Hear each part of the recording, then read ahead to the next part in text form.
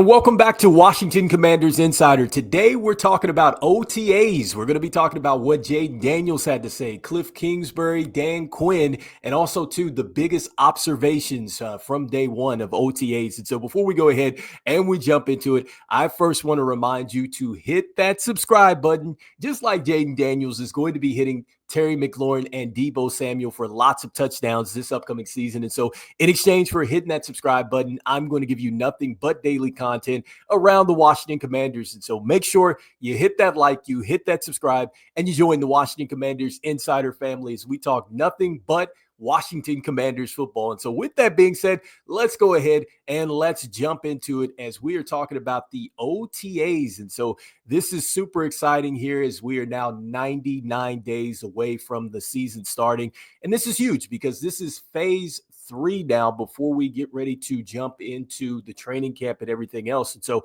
OTAs, look, they're set for May 28th, May 30th, June 3rd through the 4th, and then June 6th. That leads into a mandatory mini camp June 10th through the 12th. And so if you're not familiar with OTAs here, OTAs, the players are in their jerseys, they're in their helmets, they're still not in pads. And so there is not going to be any full contact or anything like that. However, you do get a chance to see players in 7-on-7. You get a chance to see them on 11-on-11. And then also too, there is going to be the group work as well. So you'll see the tight ends doing their group work, wide receivers doing their group work, and so on and so on. And so get a chance to just see these players start to ramp up some more as we gear up for obviously training camp and then into the NFL season. And so let's go ahead and let's start with the players that were not at this voluntary minicamp. And so key thing here, this is voluntary when we're looking at OTAs. It's not until we get to the mandatory minicamp where we might want to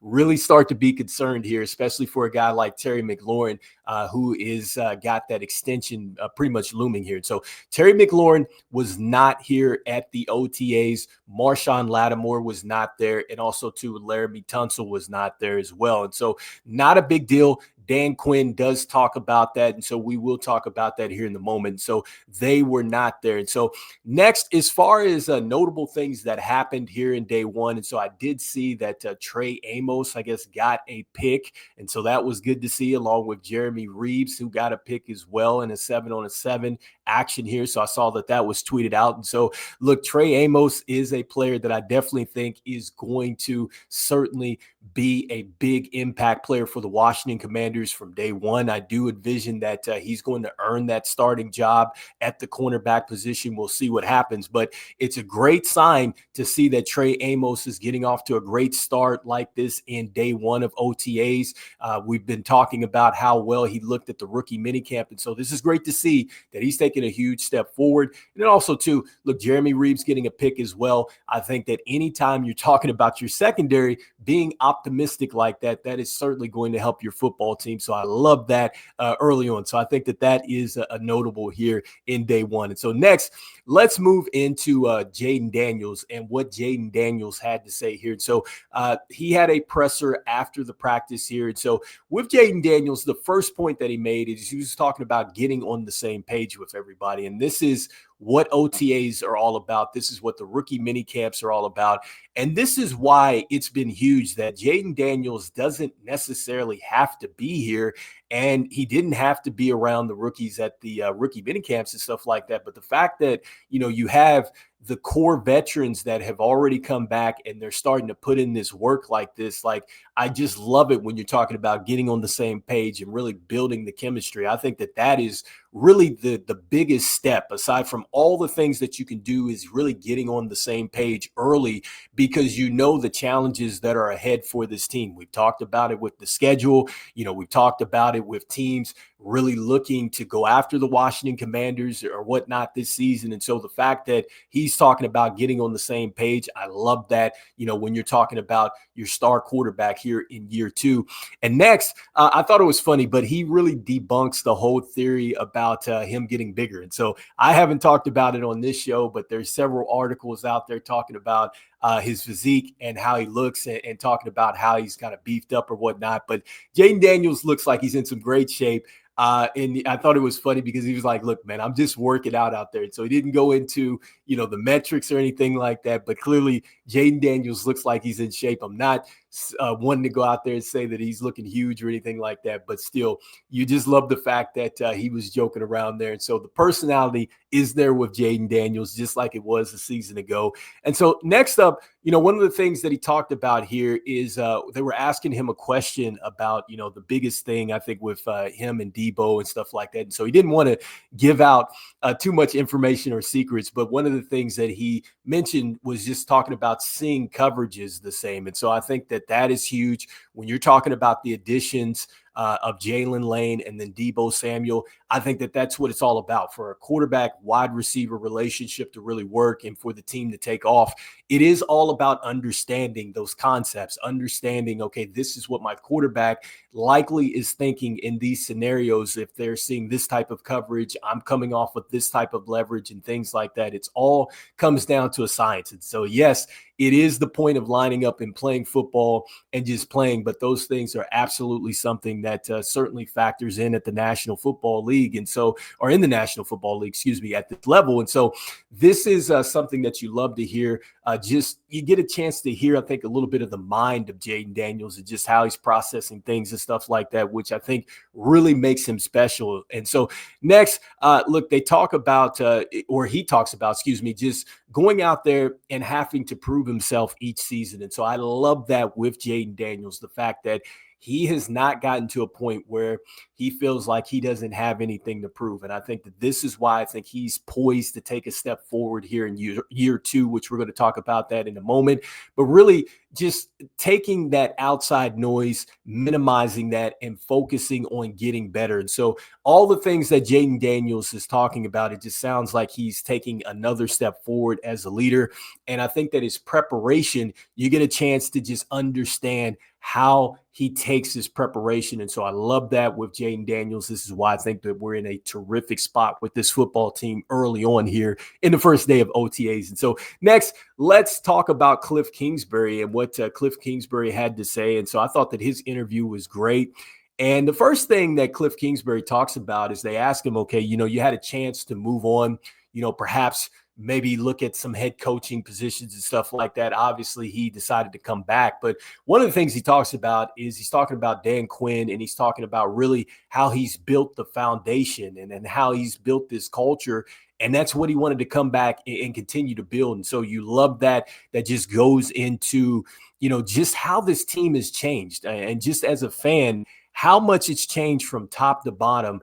It's been just fascinating to see this with this team. It's something that we've needed for years. And so to see it, and you see, how it impacts coaches who could have taken another opportunity like Kliff Kingsbury, and he's wanting to come back and continue to build here. That just lets you know, just what the type of overhaul that this team has done and just how impactful it's been that you have coaches that want to stay along. And so Kliff Kingsbury talks about that. Next, he talks about Jayden Daniels, and he talks about him now really and just how his mind is in the game. And once again, we get some insight about Jayden Daniels and how locked in he is, and talking about how he's working tirelessly. And so he was asked about the whole balking up situation, and he was like, look, he comes early and he stays late. So I'm sure he's doing all the things that he's doing. He didn't go into the fact that he's balked up or anything like that, but he said, look, he looks like he's in great condition.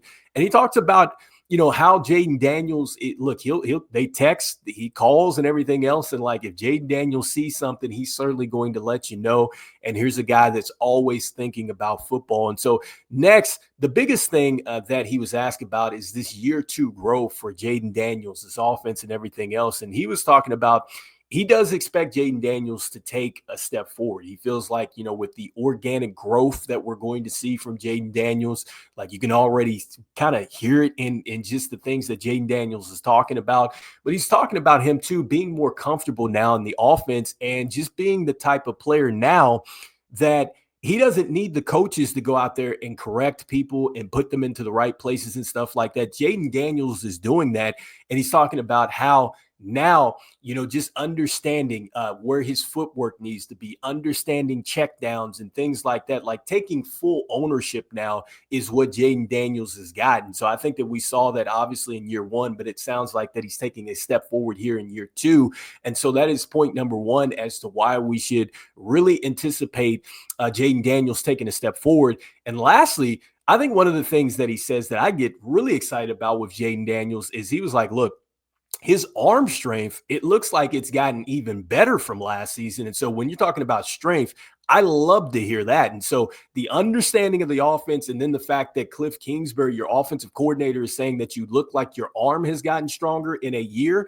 Like, man, he's already got a cannon. And so you're telling me it looks stronger. Like, I cannot wait to see Jayden Daniels here in year number two. And so next with Kliff Kingsbury, he talks about Brian Robinson Jr., about how focused he is. And then also too, him being healthy is going to be really important. Talks about Deebo Samuel and just like, hey, as a head coach with the Arizona Cardinals, got a chance to see how hard he competed as a competitor twice a year. And so we know that the Cardinals play the 49ers, but he is looking forward now to getting Deebo Samuel here and his natural feel for the game and how he looks out there. He said that he looks great. He talked a bit about Deebo and Terry McLaurin and how that is going to look, talking about how Terry McLaurin can take the top off of defenses. And Deebo is just the type of guy that you just want to get him touches out there. And so, look, it sounds like to me that what we saw in year one with the wide receivers, I think it's going to be times 10 in year two. I cannot wait to see both Deebo and Terry McLaurin operating in this offense. I talk about them in the intro every time of the show. And so just looking forward to that. Next, he talks about Josh Connolly Jr. And so if you have not heard, he was the one who wrote the personal note there to Adam Peters about Josh Connolly Jr. and about getting him in the building. They got him. And he was just talking about his skill set, talking about how he competes and how he loves to compete, and just like how that you need to have a good front line. Like every team that has really gone off and made it and made a huge run or won it, they have a good situation up front. And so he's talking about, yes, the offensive line was solid last year, but we wanted to add to that. And so Josh Connolly Jr. is certainly going to add to that. He's going to have to earn everything that he gets, just like every other player. But he's like, that's a good problem to have. And so he does talk about that. He does talk about Jalen Lane and Ja'Cory Krosky-Merritt, and just talking about how he likes the way that they're attacking things and how Jalen is out there and he can roll, and how they've thrown many different situations out at him, whether it's inside, outside, things like that. And he's really handled it very well. And then also, too, he's saying that between both of those players, it's going to be challenging for them to get touches out there, and you kind of get in where you fit in. But so far, they are looking very good. And then he's talking about Luke McCaffrey as well, and how Luke McCaffrey looks a lot more comfortable here in this next year, or this second year here with the Washington Commanders, And so saying that he's taking a step forward and he's not thinking about things. And so you love to hear that. And so it sounds like it's going to be great, man. This team is really trending in the right direction. And so lastly, talking about what Dan Quinn had to say. And so Dan Quinn always giving us some great quotes and things like that. And so Dan Quinn started off his presser talking about how Brian Mitchell had come over to do some work with the Commanders today. I did see a video there online, so go check it out on YouTube where you can see the practice session or whatnot. But Brian Mitchell talking to, I believe it was Jalen Lane, I think, about just maybe fielding, a kick or something like that. But anyway, Brian Mitchell, look, he was everything for the Washington Redskins. He was everything for this franchise, the way that he was a Pro Bowler in the kick game and everything else. And so you're bringing in a legend. I love that. And so he started off the presser with that. And then just talking about how Jayden Daniels has been focused and really going after it, and how they just appreciate his work ethic, and how everybody is really building off of that. Sam Cosme, he gives us an update there saying that he's doing well and he's hitting all the markers. And so that is great to see. He talked about Dietrich Wise Jr., who's come over from the Patriots.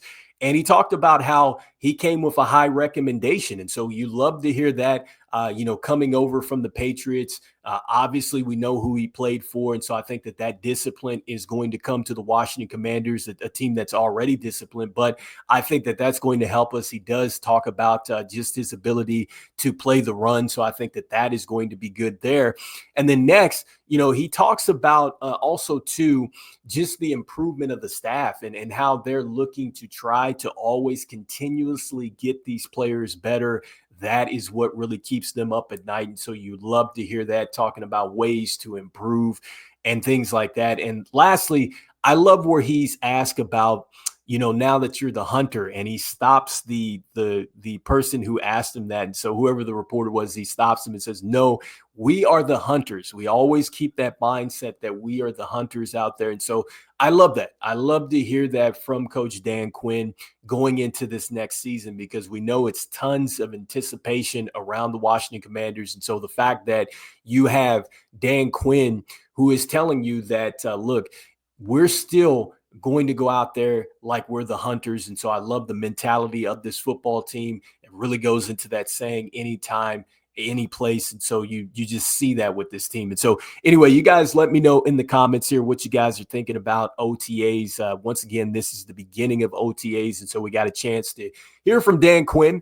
We got a chance to hear from also to Kliff Kingsbury and what he had to say, along with Jayden Daniels and really what he had to say. And like I said, the notables as far as the absence were concerned here, you had Terry McLaurin, who was not there, along with Laramie Tunsil. And then also Marshawn Lattimore was not there. And one of the things that Dan Quinn does say is that he's been in constant communication with everybody on the team. And so even if they're not there, kind of throw that out there. But he did say that Terry McLaurin has had a good offseason. And so I love to hear that. Not worried about Terry McLaurin. I think that it's more so making sure that he gets taken care of before that mandatory minicamp, which I think that a deal definitely should get done here. And so you guys let me know in the comments what you guys are thinking. And look, like I said, 99 days away from seeing this team. I'm going to say a push back to the Super Bowl. I'm already throwing it out there and throwing that energy out there. But anyway, you guys let me know in the comments what you guys are thinking. And look, as we always say, go Commanders, and I will see you guys on the next one. All right, peace.